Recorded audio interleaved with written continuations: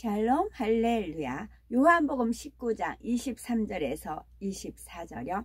군인들이 예수를 십자가에 못 박고 그의 옷을 취하여 네 깃에 나눠 각각 한 개씩 얻고 속옷도 취하니 그 속옷은 호지 아니하고 위에서부터 통으로 짠 것이라. 군인들이 서로 말하되 이것을 찢지 말고 누가 얻나 제비 뽑자 하니, 이는 성경에 그들이 내 옷을 나누고 내 옷을 제비 뽑나이다 한 것을 응하게 하려 함이로라.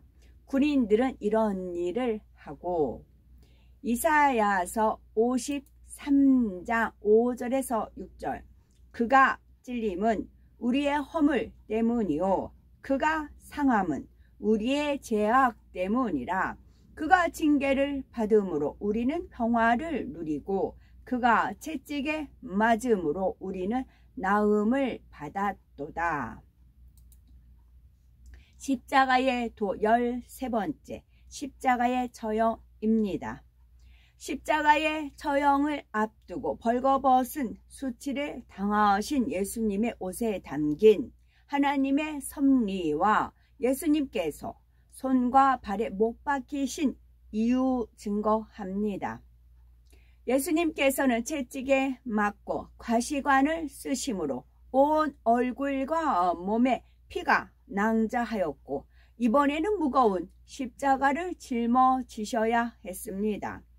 못 박히실 십자가를 친히 짊어지고 처형 장소인 골고다 언덕까지 올라가셨지요. 마침내 언덕 위에 도착하자 군병들은 예수님의 옷을 벗겼습니다. 예수님께서는 겉옷과 속옷을 다 빼앗기고 완전히 벌기운 채 십자가에 달리셨습니다.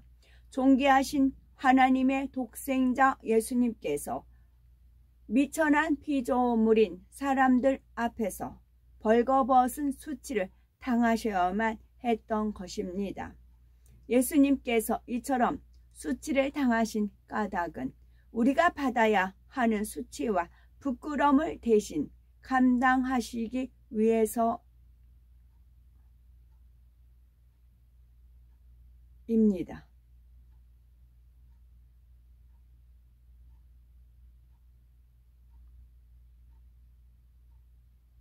죄인들이 마땅히 받아야 할 조롱과 멸시 전대를 죄 없으신 예수님께서 대신 받으신 것이지요. 만일 우리의 몸에 더러운 오물이 묻혀 심한 악취가 난다면 즉시 씻어낼 것입니다. 이러한 오물보다 더 추하고 부끄러운 것이 바로 죄인데, 사람들은 죄 가운데 살다 보니 점점 더 죄에 대해서 무감각해져 가는 것을 볼 수가 있습니다. 그런데 빛이 비추면 더러운 것이 다 드러나듯이 비추신 하나님의 말씀에 우리의 마음을 비춰보면 자기 안에 있는 부끄러운 죄들이 밝혀 드러납니다. 세상의 더러움에 젖어서 죄악 가운데 살던 사람들은 장차 하나님의 심판대 앞에 설 때 누구나 큰 수치를 당하게 되지요. 자신의 더러운 마음과 행실이 낱낱이 드러나므로 감히 고개를 들 수 없게 되는 것입니다. 그러나 예수님께서 우리의 죄를 대속하셨고 우리가 받아야 할 수치와 능욕을 대신 감당하셨으므로 이를 믿는 우리는 죄인이 당하게 될 부끄러움에서 벗어날 수 있게 되었지요. 따라서 죄인들을 대신하여 부끄러움을 당하신 주님의 사랑에 중심에서 감사하며 신속히 온전한 성결을 이루므로 한 점 부끄러움이 없이 주님을 맞이하실 수 있어야 하겠습니다.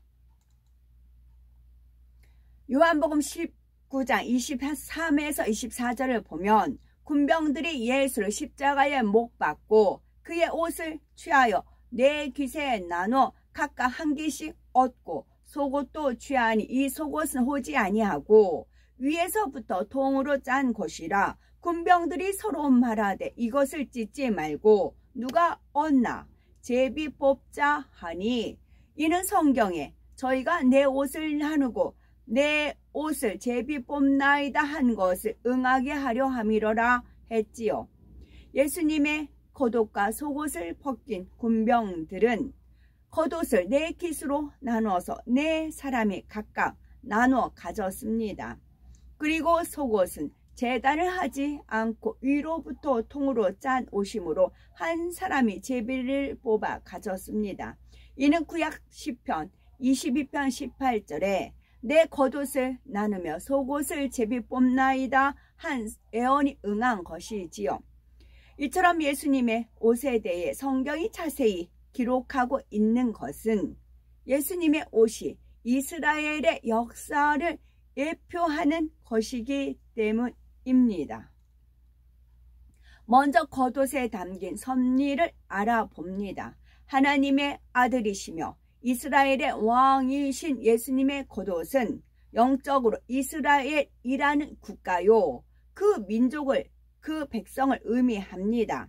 그런데 예수님의 옷을 4킷으로 나누었으니 옷의 형체가 없어지고 옷을 만든 재료, 곧 1000조각만 남게 되었습니다. 이는 바로 이스라엘이라는 나라가 망하여 그 형체가 없어지게 되며 옷의 1000조각만 남은 것처럼 이스라엘 족속이라는 이름만 남게 됨을 의미합니다.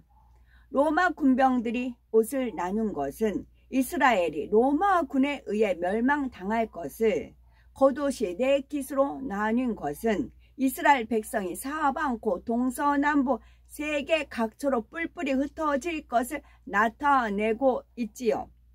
이후의 역사는 분명히 그렇게 되었습니다. 누가복음 19장 43에서 44절을 보면 예루살렘 성에 대한 예수님의 예언이 나옵니다. 날이 이를지라 네 원수들이 토성을 쌓고 너를 둘러 사면으로 가두고 또 너와 및 그 가운데 있는 네 자식들을 땅에 메어치며 돌 하나도 돌 위에 남기지 아니하리니 이는 권고받는 날을 네가 알지 못함을 인함이니라 하셨지요. 이러한 예언대로 예루살렘 성은 주 70년 뒤도 장군이 이끄는 로마 군대에 의해 완전히 회파되고 말았습니다. 돌 하나도 돌 위에 남기지 않으리라 하신 대로 로마 군병들은 성전을 이룬 돌들까지도 다 흩어버렸지요. 예루살렘 함락 과정에서 100만 명 이상의 유대인들이 살해당했으며 살아남은 사람들도 동서남북으로 뿔뿔이 흩어져 살면서 이방인들로부터 많은 핍박을 받아야 했지요. 고난의 역사 속에서 유대인들이 겪은 가장 처참한 사건은 제2차 세계대전 당시 나치 정권에 의한 학살입니다.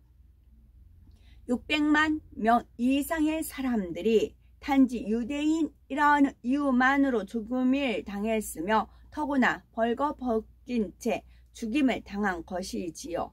이처럼 수많은 사람들이 벗긴 채 죽임 당한 것은 유대인들이 자신들의 왕으로 오신 예수님을 죽였으므로 그 후손에게 임한 저주 중에 하나였다는 사실입니다.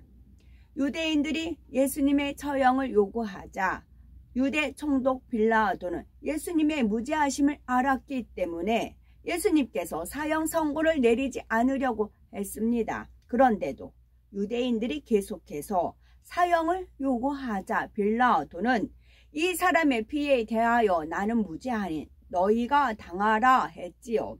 이에 유대인들은 그 피를 우리와 우리 자손에게 돌릴지어다 외쳤는데 유대인들은 자신들의 고백한 그대로 봉을 받게 되었던 것입니다. 유대인들은 자신들의 고백대로 혹독한 고난의 역사를 살아왔는데 그 고난의 역사가 바로 예수님의 겉옷을 넷으로 찢은 사건 안에 예표되어 있었던 것입니다. 다음으로 예수님의 속옷은 호지 아니하고 곧 여러 개의 천을 바느질하여 만든 것이 아니라 위에서부터 통으로 짠 것이라 했습니다. 여기서 속옷은 사람의 마음을 의미합니다. 이스라엘의 왕이신 예수님의 속옷은 이스라엘 후손들의 마음을 의미하며 하나님에 대한 그들의 신앙을 나타내지요. 하나님의 백성 이스라엘의 시조는 야곱입니다.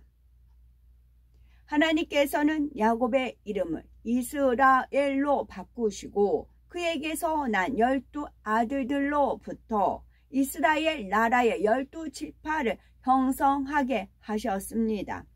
이스라엘 백성들은 긴 세월 동안 다른 민족과 동원하지 않고 단일 민족으로 이어졌으며 유일하신 하나님만을 섬겨왔지요. 그런데 솔로몬 왕의 아들 르호보암 때 네 분이 일어나 남유다와 북이스라엘로 갈라지고 말았습니다. 이후 북이스라엘은 이방인들과 통혼하여 단일 민족으로서의 순수성을 잃어버렸지요. 남유다만이 참 이스라엘 후손으로서 이방인과 섞이지 않은 단일 민족으로 남았습니다. 그래서 오늘날 이스라엘 후손들은 유다 사람, 그 유대인이라고 부르게 된 것이지요.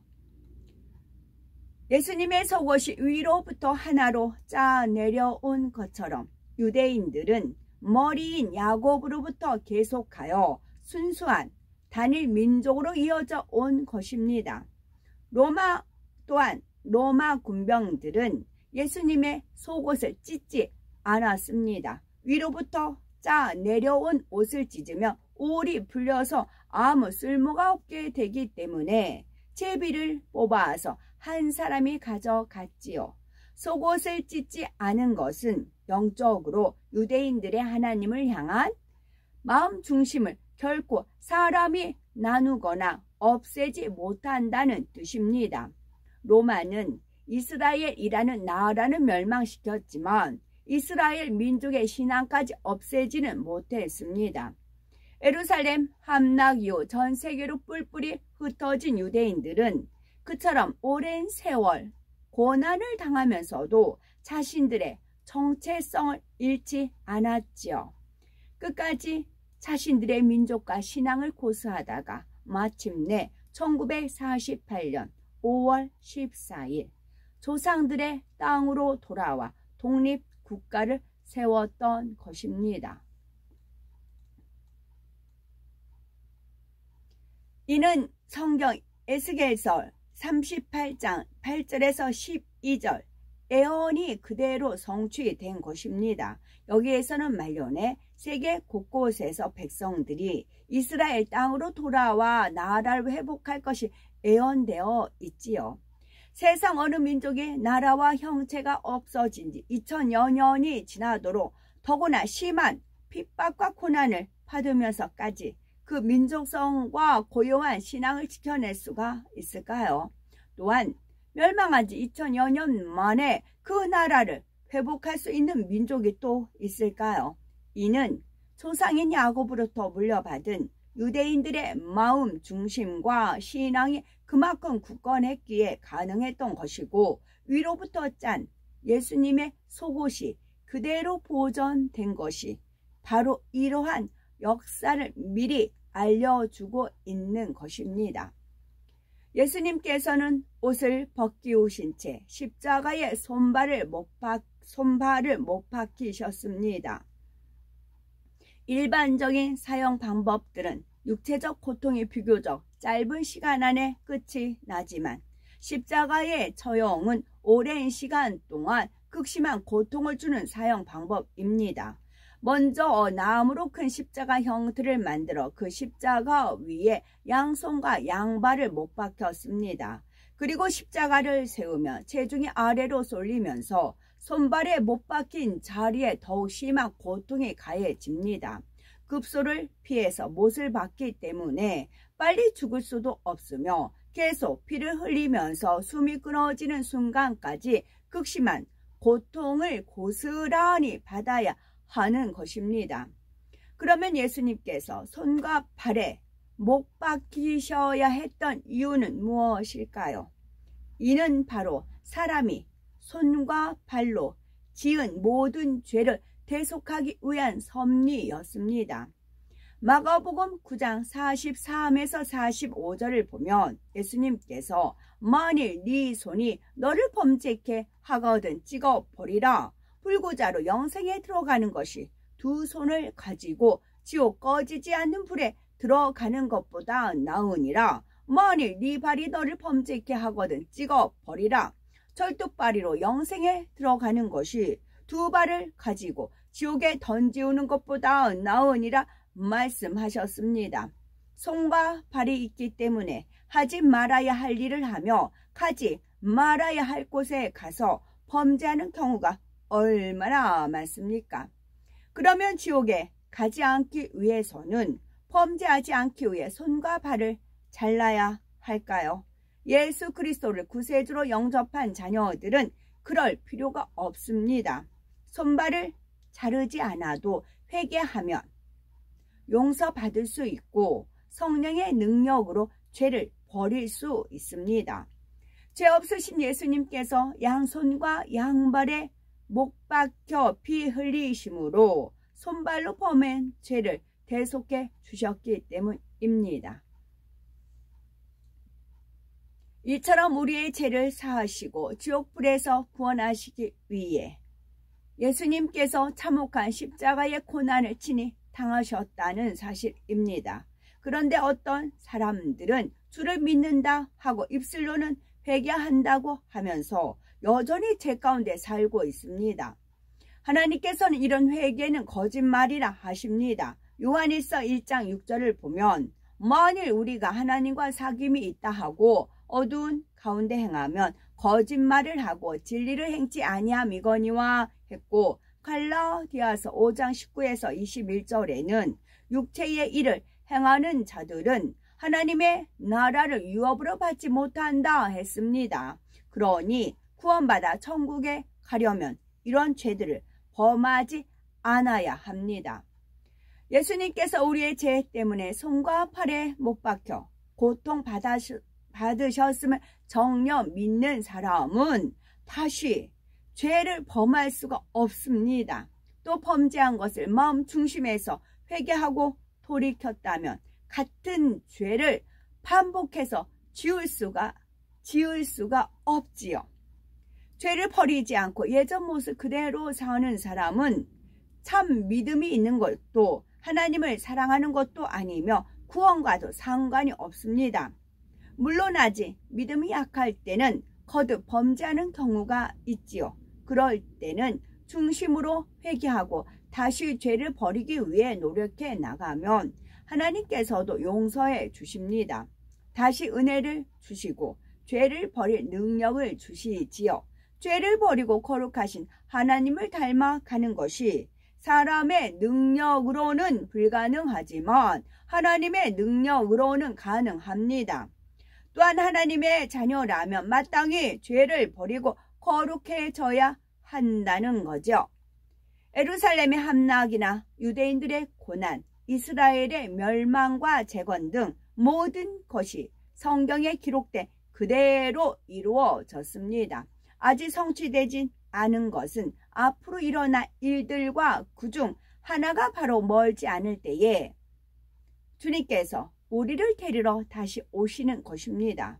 요한계시록 16장 15절을 보면 보라 내가 도적같이 오리니 누구든지 깨어 자기 옷을 지켜 벌거벗고 다니지 아니하며 자기의 부끄러움을 보이지 아니하는 자는 복이 있도다 하셨습니다. 그러므로 영적인 잠에 빠지지 말고 깨어 기도할 뿐만 아니라 우리의 죄를 사하시기 위해 십자가를 지신 주님의 사랑을 기억하여서 하루빨리 신부 단장을 마치고 재림의 나팔 소리가 울려 퍼질 때 모두 들림 받아 혼인잔치에 참여하시는 우리가 되어야 되겠습니다. 아멘. 아까 읽은 고린도전서 1장에 4절에 나는 메시아 예수와를 통해 여러분에게 주신 하나님의 사랑과 친절로 인하여 항상 나의 하나님께 감사드립니다. 그랬어요. 이제 복음을 복된 복음, 또 그렇게 표현을 하지만 유대인 신약 성경에는 복음을 또 친절 복음이라는 표현이 있더라고요. 그래서 친절을 찾아봤어요. 친절 복음, 친절로 인해 하나님의 사랑과 친절로 인해서 하나님께 감사한다는 표현이 있어서 친절하다는 것은 대하는 태도가 매우 친근하고 다정함입니다. 그리고 친절은 윤리적 특성, 유쾌한 기질, 타인에 대한 관심과 배려로 표시되는 행동이에요. 친절이 타인에 대한 관심과 배려로 표시되는 행동입니다. 그래서 제가 한 예를 이제 흔한 예를 들죠. 버스 같은 데도 손을 든다든가 뭐 마트 가서 물건 놓을 때 바코드 앞으로 이렇게 돌려서 찍는 분이 편하게 할 수 있다든가 지극히 작은 것이지만 상대를 배려하는 그런 행동인 거잖아요. 이게 친절인 거잖아요. 근데 또 복된 복음은 또 친절 복음이란 표현이 있고요. 또 이 친절은 대하는 태도가 매우 누구를 대하든 간에 하나님 성물을 대하든 누구를 대하든 간에 대하는 태도가 매우 정답고 고분고분한 거예요. 그리고 또 베푸는 거, 가르쳐 주는 거, 뭐 안내하는 거, 그런 거 친절이다 그런 표현을 쓰고요. 또 친할 친자, 친절에서 친자는 친할 친자를 쓰는데 친하다, 사랑하다, 사이좋게 지내다, 가까이 하다, 가깝다, 화목하다, 친이라는 뜻도 있고 순수하다 그런 친자가 있어요. 그리고 절은 바로잡다, 고치다 뭐 그런 뜻이 있고요. 그래서 우리는 복된 복음이지만 또한 친절 복음이에요. 뭐 어떤 일정 업에 뭐 서비스업만 그 친절한 게 아니라 우리는 하나님의 말씀을 받은 사람들이잖아요. 그래서 누구한테나 친절하였으면 참 좋겠다는 말씀을 덧붙였습니다. 아멘.